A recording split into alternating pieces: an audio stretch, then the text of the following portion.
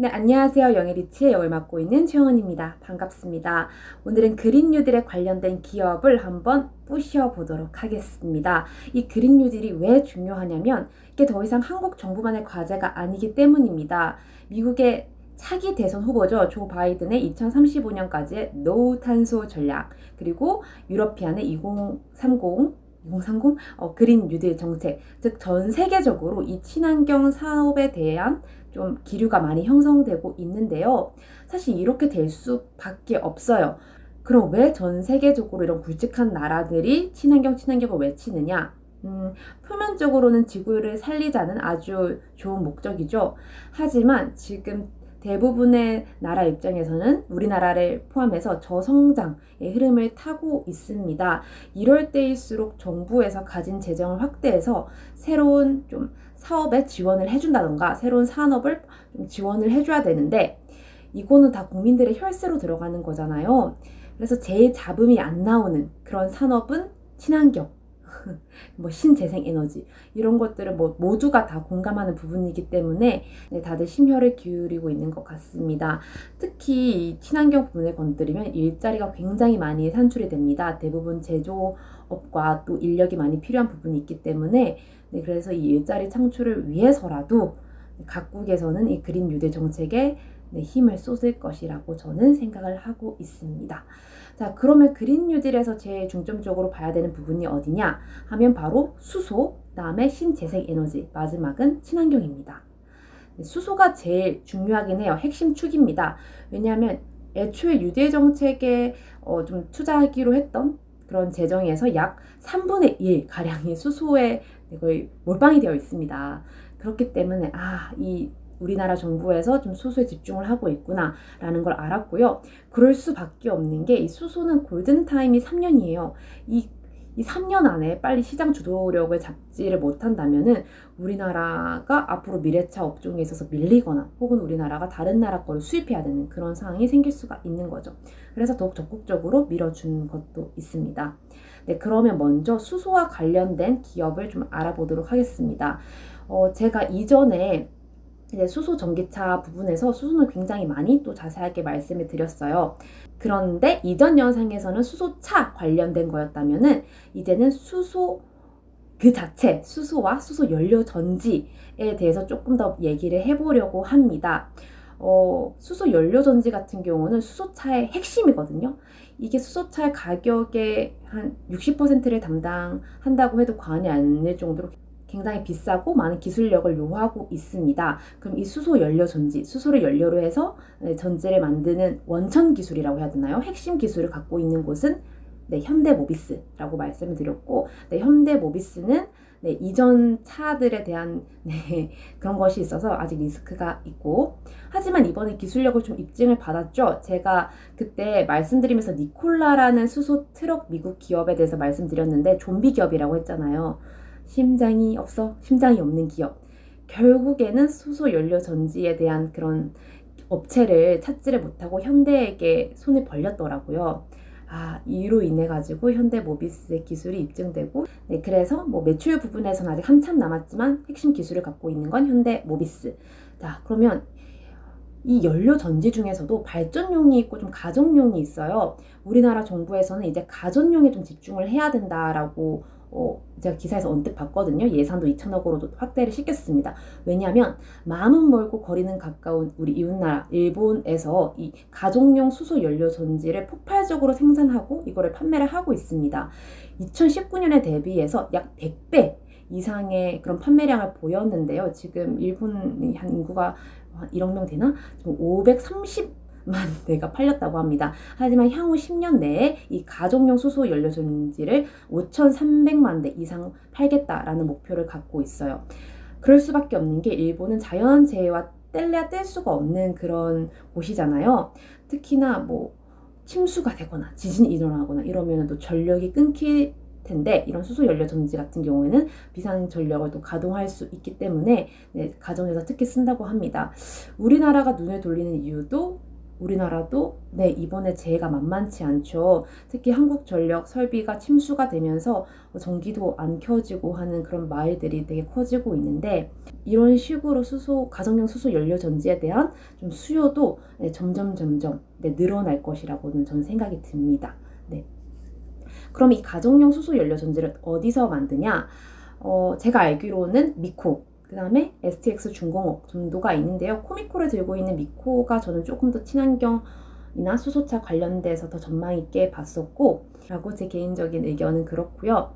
자, 그러면 가정용 연료 전지도 연료 전지인데, 이제 발전용 연료 전지도 좀 봐야 된다고 생각을 하거든요. 이건 이제 차에 들어가거나 혹은 이런 모빌리티, 드론, 뭐 항공, 이런 거, 무인 항공 이런 데에서도 수소 연료 전지를 좀 넣을 거다라는 그런 제가 기사를 좀 많이 접했습니다. 그렇기 때문에 좀 수소 연료 전지가 차뿐만 아니라 다양한 곳에서 들어갈 수 있다는 점에서 좀 주목을 해봐야 될 것 같고, 이거를 만드는 곳은 퓨어셀 애들이죠. 뭐 S퓨어셀이나 두산 퓨어셀인데, 저는 뭐 둘 다 상관없지만 두산 퓨어셀이 약간 든든한 뒷배가 하나 있어요.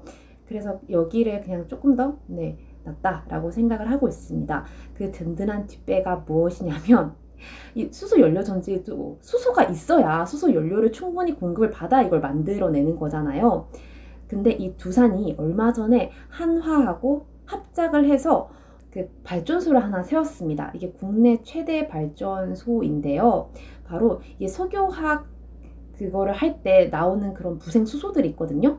이거를 다시 재활용을 해서 수소로 만드는 그런 발전소를 만들었다고 해요. 꽤 지금 시대의 트렌드에 맞는 사업이죠. 그러면은 이거에 대한 수소 공급을 두산 퓨어셀이 한다고 합니다. 네, 많은 생산량을 갖고 있는 공급처를 뒷배로 두고 있는 것만큼 두산 퓨어셀도 안정적인 단가나 생산량을 좀 보장받을 수 있겠다라는 생각이 들었습니다. 네, 그러면 이전까지 수소 충전소나 수소를 만들어내던 곳이 없었나? 그건 또 아니거든요. 그 하나랑 두산이 만들어내는 발전소는 이제 준공을 하는 거고, 이전까지 우리 시장 점유율을 꽉 잡고 있는 기업이 있습니다. 대기업이죠. 효성입니다. 네, 효성에서 이미 부생 수소를 가지고 수소를 만들어내는 그런 사업을 예전부터 한 2018년도부터 1조인가 2조를 투자해서 하고 있었고, 네, 이 공급량을 바탕으로 효성중공업이 12곳의 수소 충전소를 만든 거죠. 그래서 나중에는 이 한화에너지하고 이 효성이 2축으로 수소 2축으로 나누겠지만, 아직까지는 시장 점유율이 효성이 좀 더 많이 높습니다. 여기까지 한번 알아보았고요. 그 다음은 바로 신재생에너지입니다. 신재생에너지는 크게 풍력, 그 다음에 태양광으로 나눌 수가 있는데요. 풍력과 태양광 중에 뭘 선택할래라고 하면은 아직은 저는 풍력인 것 같습니다. 왜냐면 이 보시면 단가가 이 가격 단가예요. 풍력이 절대적으로 낮죠. 아마 태양광은 점점 단가가 낮춰질 거예요. 대신 풍력 같은 경우에는 시작 단계도 돈이 별로 안 들고, 그리고 바람 부는 곳도 많고, 바닷가 앞에서는 바람 많이 불잖아요. 그렇기 때문에 풍력이 좀 효율성에서는 뛰어납니다. 하지만 단점, 그만큼 누구나 좀 뛰어들기 쉽다, 경쟁사가 많아질 수 있다는 단점이 있죠. 그렇기 때문에 시장 점유율을 꽉 잡고 있거나 핵심 기술을 잡고 있는 그런 기업을 선별하는 게 중요하다. 근데 사실 풍력 같은 경우에는 막 핵심 기술이랄 게 딱히 없어가지고 그냥 제 돈을 많이 버는 그런 대장주를 잡는 게 좋을 것 같습니다. 그럼 풍력부터 살펴볼게요. 풍력의 대장주는 누구냐? 바로 CS 윈드입니다. 이 CS 윈드는 제가 2017년부터 들고 있었던 정말 제가 좋아하는 기업 중에 하나인데요. 이 좀 안타깝죠. 2017년에도 2018년인가 그때도 가격이 31,000원, 33,000원 이때 구매했던 것 같은데, 제가 한 5월달인가 봤는데도 그때도 가격이 비슷하더라고. 그래서 뭐야? 이러고 포트폴리오를 리프레시하면서 걔도 리프레시 시켜버렸는데, 아이고 너무 슬픕니다. 네, 그 리프레시하면 안 됐었는데, 어쨌든 그 좋은 기업이 이제서야 가치를 좀 인정을 받는 것 같아서, 한편으로는 집 나간 자식이지만 기분은 좋은 그런 주식입니다. 그래서 지금 가격이 엄청 올랐어요. 이게 지금 3만원, 4만원짜리였는데 8만원대까지 올랐던 거죠. 2배가 뛰었잖아요. 그럼 이게 지금 그린 뉴딜로 인한 과열 양상인가? 근데 그건 맞아요. 근데 이걸 보셔야 돼요.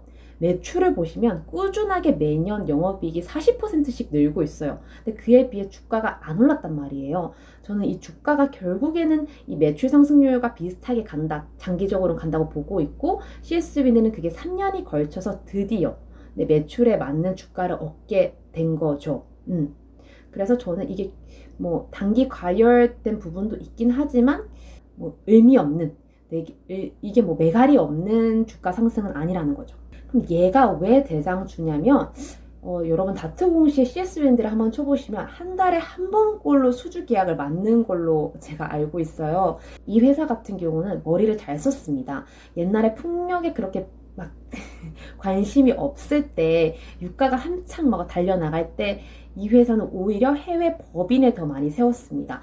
베트남, 그 다음에 말레이시아 법인을 세워가지고 북미, 그리고 대만, 그 다음에 베트남, 뭐 중국, 여기에 수주를 계속 해주고 있어요. 해외 법인이 있으니까 수출하는데 굉장히 용이한 입장이겠죠.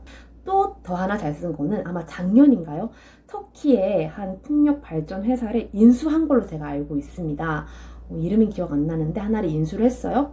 터키는 여러분 어디는 나라입니까? 아시아와 이 유럽의 요충지에 있는 그런 곳이잖아요.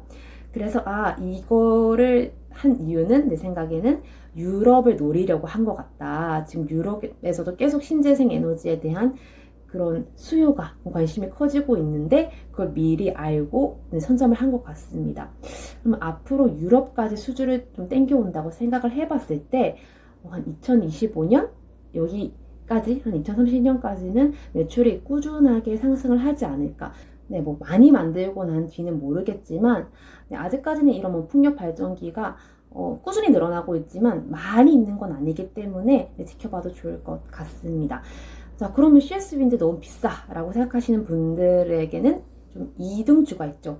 바로 동국 SNC입니다. 이것도 CS윈드랑 같이 윈드 타워를 만드는 그런 기업인데요. CS윈드가 풍력에 거의 올인을 했다면 얘네는 조금 사업을 벌려놨습니다. 건설 쪽도 있고, 특히 교량, 다리 짓는 것도 있고, 그리고 이 풍력 발전기에 들어가는 지주대라고 하죠. 지지할 수 있는 그런 부품도 따로 만들어서 수출을 하는 걸로 알고 있어요. 컬러 강판이라고 해서 컨테이너 박스나 조금 선박 이런 데 쓰이는 그런 거였는데, 요새는 이게 인테리어 제품으로 건물 외상재로 많이 쓰이더라고요. 그래서 만약에 선박이나 수출이 지금 제조업이 잘 안 되고 있는 상황에서는 이 컬러 인쇄 강판이 좀 별론데, 요새는 좀 새롭게 또 쓰이고 있는 경우가 있어서 동국 SNC의 매출도 풍력과 더불어서 이것 컬러 인쇄 강판이랑 더불어 조금 더 나아지지 않을까 하는 그런 게 있거든요. 근데 풍력 발전은 CS윈드에 비하면 아직까지 너무 매출 비중도 적고 수주가 적습니다. 국내 또는 일본이랑 거의 하고 있는 걸로 알고 있는데, 일본이랑 또 사이가 좋아야 될 텐데 재계약 안 한다고 하면 또 힘들어지겠죠? 근데 이번에 문재인 정부에서 세계 5대 해상 풍력 국가로 만들겠다라고 얘기를 했거든요. 그래서 돌려가지고 만약 우리나라에서도 뭐 또 부지를 선정을 해서 지원 공모 사업을 받는다고 하더라고요. 풍력기를 많이 설치하는 뭐 해상 풍력뿐만 아니라 이제는 육상 풍력까지, 즉 바다와 육지 모두에 해상 풍력기를 달 수 있는 그런 시스템을 구축을 한다고 합니다. 동국 SNC가 이 기회를 잡는다면 또 단기적으로는 또 매출 상승의 기회가 있는 거겠죠. 여기도 저는 나쁘지 않다라고 생각하고 있습니다. 그리고 다음 신재생 에너지는 태양광입니다. 태양광은 사실 한 몇 년, 한 3년 전에는 정말 많은 지지와 관심을 받았던 신재생 에너지 품목인데, 시작 설비 단가가 너무 비싸고 또 부지를 선정하는 게 힘들어요. 주민들의 허락을 다 받아내야 되는 거기 때문에 그것도 좀 힘들고, 특히 우리나라 같은 경우에는 언제 비 올지 모르고 일조량이 그렇게 충분하지 않은 나라란 말이에요. 그래서 뭐 깔아놓은 거에 비해서 끌어들이는 게 좀 부족하다라는 그런 평이 좀 많았는데요. 근데 여기에 조금 서서히 좋아지곤 있거든요. 이제는 이 모듈이 자동처럼 해바라기처럼 해가 많은 곳에는 펴고 아니면 닫고 뭐 이렇게 좀 기술이 좀 발전을 시킨다고 합니다. 그래서 좀 기술이 좀 발전이 됐을 때 많이 된다면은 단가도 많이 낮아지고, 또 어느 정도 설비가 안정적이면은 안정적인 에너지원 얻을 수 있을 것 같아서 이 태양광은 좀 길게 보셔야 될 것 같아요. 그리고 여기에 대표적인 기업이 있죠. 이 태양광의 대장주는 바로 한화솔루션입니다. 여러분 한번 들어보셨을 거예요. 얘가 하나케미칼하고 하나큐세라고 합작해서 만든 출범한 기업인데, 원래 제가 한화를 그렇게 좋아하진 않아요. 한화라는 기업 자체를. 근데 얘네는 뭔가 좀 느낌이 달라요. 에너지 파트에 있어서는.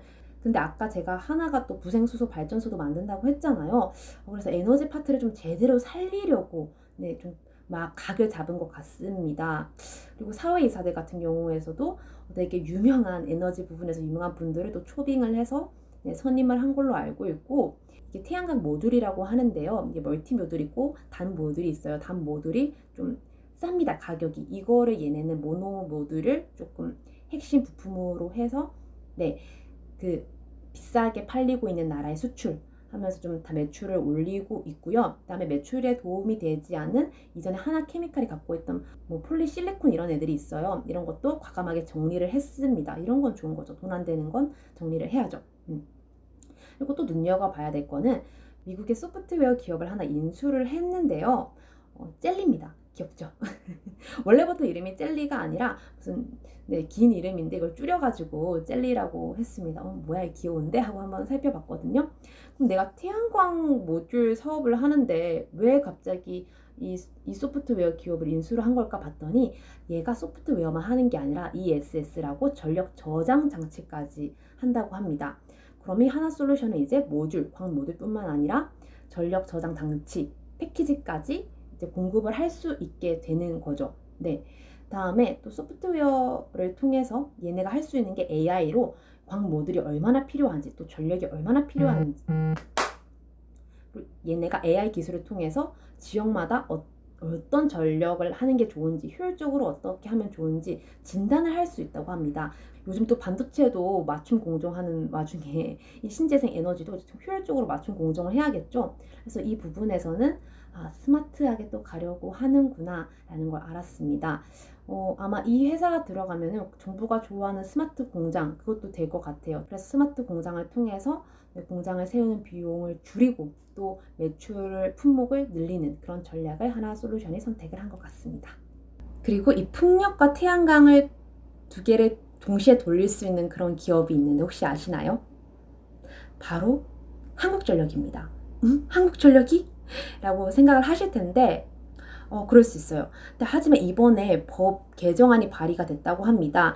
이 한국전력이 신재생 에너지 발전에 뛰어드는 걸 허락해달라라는 그 개정안이 발의가 됐고요. 제 생각에는 될 것 같아요. 뭐 안 될 수도 있겠지만 느낌은 나쁘지가 않습니다. 왜냐하면 지금 2001년을 이후로 한국전력은 자체 전력 생산을 금지당해 왔어요. 얘네가 만들어낼 수 있는 능력이 있거든요. 부지도 있어요. 하지만 만들 수가 없습니다. 얘네가 워낙 공급사가 많잖아요. 5,500만 명이 전 국민 대상이잖아요. 그렇기 때문에 독점을 막기 위해 이 전력 생산을 금지했습니다. 하지만 이 친환경 부분, 신재생 부분에는 해도 되지 않나 라고 얘기가 나온 건데요. 이렇게 돼버리면 한국전력 입장에서는 굉장히 땡큐인 거죠. 다른 공공기관이나 혹은 중소기업하고 협력할 수 있는 거, 또 다른 뭐 지자체랑 협력할 수 있는 그런 게 커지겠죠. 그런 다른 기업들보다 훨씬 이걸 뛰어드는 게 쉽겠죠. 네. 그렇기 때문에 만약 이 개정안이 통과가 된다면은 이 태양광과 풍력을 통해서 네, 이 한국전력의 매출이 좀 더 좋아지지 않을까 하는 그런 생각이 있습니다. 그리고 또 하나 한국전력이 이거랑 관련 없는, 그린 뉴딜과 관련 없는 호재가 하나 있는데요. 바로 이 유가, 연료 연동제에 대한 또 개정안이 발의가 좀 된 걸로 알고 있습니다.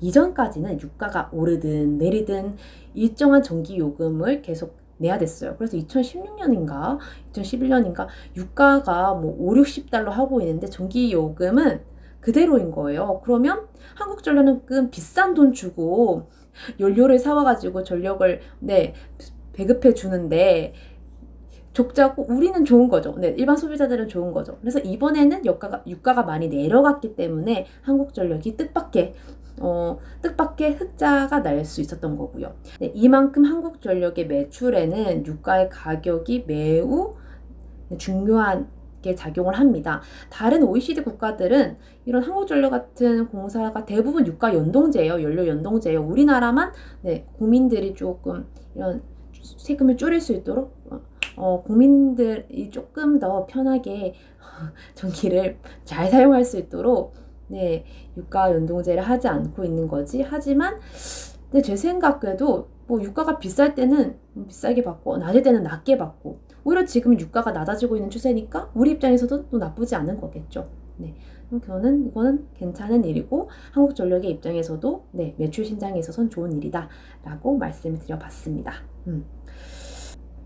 그리고 마지막 에코 친환경 제품을 만드는 기업들입니다. 이거는 그냥 보너스인데요. 사실 이게 그린뉴들의 완벽한 수혜라고는 할 수가 없어요. 하지만 여러분 전 세계 글로벌적으로 플라스틱을 줄이자 친환경 제품을 만들자 하는 것들이 시간이 지나면 지날수록 더 분위기가 올라가고 있거든요. 특히 요즘에는 어떤 브랜드가 나왔냐면요. 폐플라스틱을 가지고 가죽을 만들고 옷을 만드는 그런 기업들이 등장했고 꽤 실적이 괜찮아요. 저도 하나 샀습니다. 폐플라스틱으로 만든 가죽 가방 하나 샀어요. 근데 이게 제가 유튜브에 찾아봤더니 이거를 선전하고 있는 유튜버라든지 또 외국 유튜버들이 많아지고 있더라고요. 그럼 우리나라에서도 이런 폐 플라스틱을 가지고 섬유를 만들어내는 곳이 없을까 했는데 있더라고요. 바로 효성 TNC입니다. 효성 TNC에서 폐플라스틱을 바탕으로 섬유를 뽑아내서 이걸로 뭐 가방을 만들고 한다고 하고 제 생각에는 이제 시간이 지나면 지날수록 디자인이나 품목도 더 다양해지겠죠. 좀 디자인이 별로였는데 제 생각에는 좀 잘 됐으면 좋겠어요. 얘네 옷 사업도 하는 회사인데 왜 이럴까요 디자인이?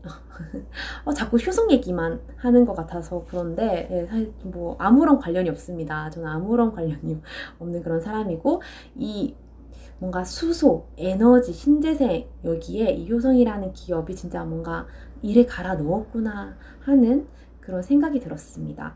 네, 가끔 이 대주주들이 뒤통수를 치긴 하는데 배당금 가지고 뒤통수를 치긴 하는데 네, 이 사업은 뒤통수를 안 쳤으면 좋겠네요. 네, 그러면 그린 뉴딜 수혜 기업들 관련된 내용들 다 푸셨습니다. 끝! 잘게 푸셨어요. 흡수하셨나요? 체하진 않으셨나요? 네, 체하지 않고 잘 소화하셨길 바라고 뭐 궁금한 점이나 또 이거 컨텐츠로 만들어주시면 좋겠어요 하는 거 있으면은 네, 언제든지 댓글에 올려주세요. 제 영상 만드는데 큰 도움이 됩니다. 그럼 다음 시간에 만나요. 안녕!